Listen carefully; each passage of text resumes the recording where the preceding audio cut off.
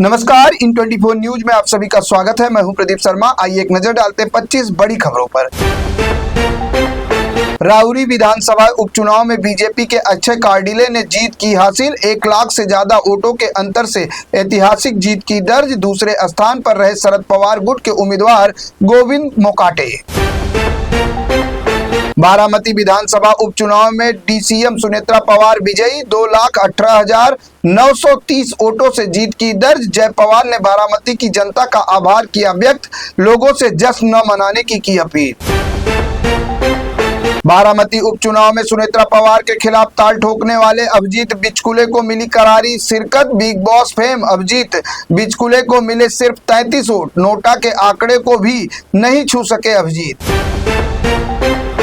महाराष्ट्र में महिलाओं और मासूम बच्चियों के खिलाफ बढ़ते अपराध को लेकर उद्धव गुट ने सरकार को घेरा। सामना के जरिए गृह मंत्री फडणवीस से की गई इस्तीफे और सार्वजनिक माफी की मांग। महाराष्ट्र की लाडकी बहन योजना में आया बड़ा अपडेट। ई-केवाईसी और सत्यापन के बाद 54 लाख महिलाएं हुई अपात्र घोषित। पात्र महिलाओं की संख्या घटकर हुई 1,79,00,000। पुणे में 4 साल की बच्ची से रेप और हत्या के मामले पर सियासत तेज। सांसद वर्षा गायकवाड़ ने सरकार पर उठाए सवाल। वहीं बाल विकास मंत्री अदिति तटकरे ने आरोपियों के सख्त सजा दिलाने का दिया भरोसा। केरलम विधानसभा चुनाव 2026 में कांग्रेस नीति यूडीएफ की बड़ी जीत ने 10 साल का सूखा किया खत्म। जीत के साथ ही देश में कांग्रेस शासित राज्यों की संख्या बढ़कर हुई 4। केरलम विधानसभा चुनाव में यूडीएफ की मुख्यमंत्री पद को लेकर मंथन तेज। बीडी सतीशन, केडी वेणुगोपाल और शशि थरूर जैसे बड़े नाम सीएम की रेस में चल रहे हैं सबसे आगे। असम में कांग्रेस को लगा बड़ा झटका। जोरहाट से कांग्रेस के बड़े नेता गौरव गोगोई 23,000 के वोटों के अंतर के साथ हार गए चुनाव। बीजेपी प्रत्याशी हितेंद्र नाथ गोस्वामी ने गौरव गोगोई को दी मात। दिल्ली में भारतीय जनता पार्टी मुख्यालय पर मनाया गया जश्न। पार्टी दफ्तर पर कार्यकर्ताओं के लिए बनाई गई पारंपरिक पूरियां और मिठाइयां। दिल्ली सचिवालय में बीजेपी जीत पर झालमुड़ी और रसगुल्ला पार्टी। तमिलनाडु की सियासत ने एक बार फिर ली करवट। स्टालिन को एक्टर थलपति विजय की टीवीके पार्टी ने सत्ता से किया बेदखल। सबसे बड़ी पार्टी बनकर उभरी टीवीके। विजय ने राजनीति में फिल्मी सितारों की परंपरा को फिर से किया जीवंत। तमिलनाडु विधानसभा चुनाव 2026 में विजय ने वो कर दिखाया जिसे थलवैया रजनीकांत और कमल हसन जैसे दिग्गज स्टार के लिए था मुश्किल। रजनीकांत और कमल हसन ने भी सियासत में की थी लेकिन उन्हें नहीं मिली थी कामयाबी। पश्चिम बंगाल में बीजेपी ने ऐतिहासिक जीत दर्ज करते हुए टीएमसी का भेदा किला। मुस्लिम और महिला वोट बैंक में सेध के साथ बीजेपी ने मातुआ, एसएससी, एसटी और चाय बागान श्रमिकों का समर्थन प्राप्त कर बड़ी जीत की हासिल।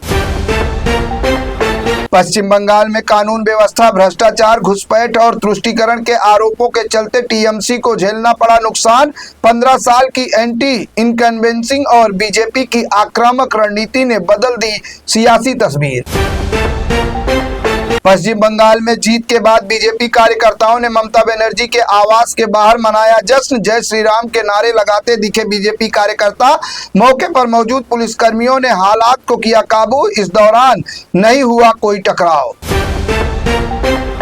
बीजेपी के शानदार प्रदर्शन पर राष्ट्रीय प्रवक्ता अजय आलोक का बड़ा बयान आया सामने। कहा, मैं सिर्फ एक लाइन कहूंगा, गई ममता, गई गोगोई, गया स्टालिनवाद। भारत में अब टूट के चलेगा मोदी का राष्ट्रवाद।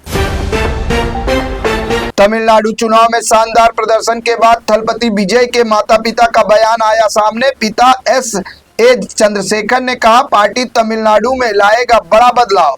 मां शोभा चंद्रशेखर ने कहा, विजय की जीत से हूं बेहद खुश।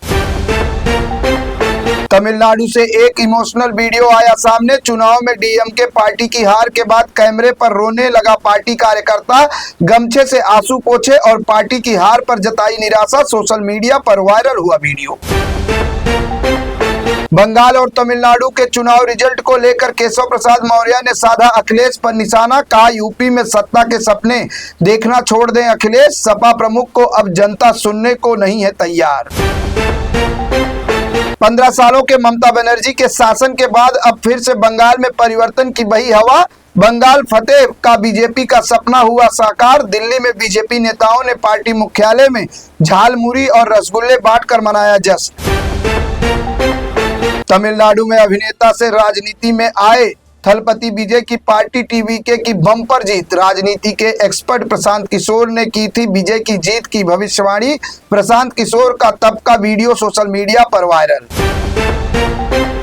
यूपी के डीसीएम केशव प्रसाद मौर्य और ब्रजेश पाठक की फ्लाइट हुई डाइवर्ट। लखनऊ एयरपोर्ट पर 3 बार असफल लैंडिंग के बाद विमान को भेजा गया भोपाल, जहां दोनों डिप्टी सीएम भोपाल में उतरे सुरक्षित। मई 2026 में मध्य यूरोप के 4 देशों की यात्रा पर जा रहे हैं पीएम मोदी। इस दौरान द्विपक्षीय संबंधों, व्यापार, तकनीकी सहयोग और रणनीतिक साझेदारी जैसे कई मुद्दों पर चर्चा होने की है संभावना। बिहार के सासाराम में आरा मोहनिया नेशनल हाईवे पर हुआ भीषण सड़क हादसा। तेज रफ्तार अनियंत्रित कंटेनर ने बस और पिकअप को मारी टक्कर। हादसे में एक ही परिवार के 5 लोगों की मौत, 10 लोग गंभीर रूप से घायल। कंटेनर चालक की तलाश में जुटी पुलिस। भागलपुर में विक्रमशिला सेतु का गंगा नदी में गिरा एक स्लैब।